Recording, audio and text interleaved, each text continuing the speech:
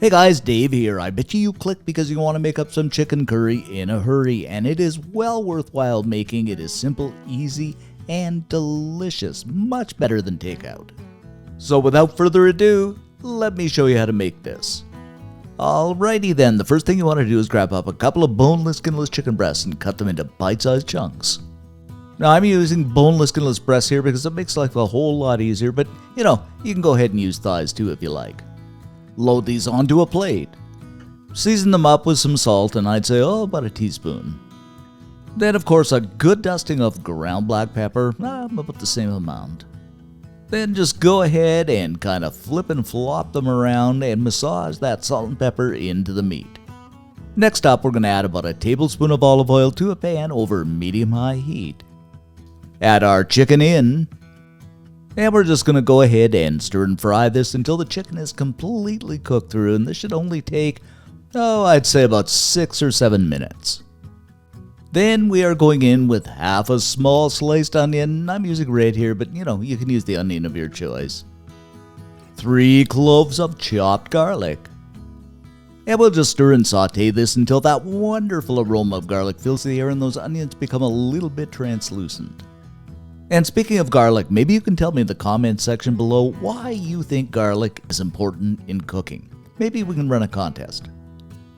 Now and only now, in with the star of the show, about a tablespoon of curry, and if you like curry a whole lot, you can add more. If you like it not so much, add a little less, but remember, it is curry chicken. Stir and saute this until that curry activates, and also remember that smell of curry, that wonderful aroma, is going to fill the whole house.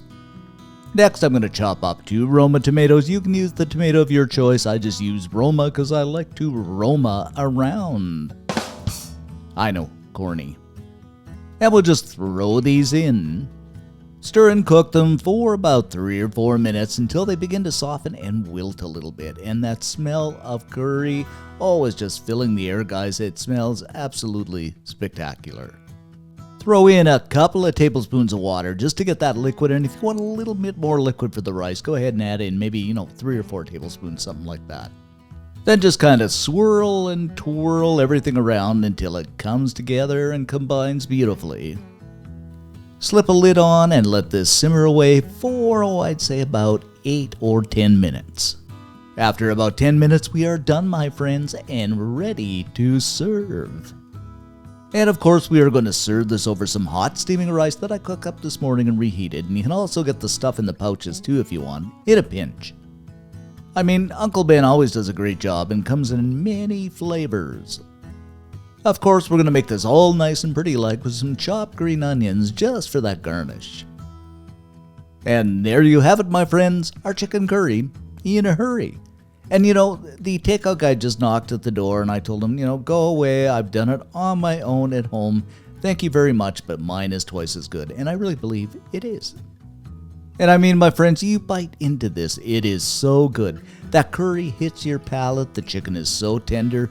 Those fresh tomatoes, are just incredible. This is simply, as they say, to die for. A must make.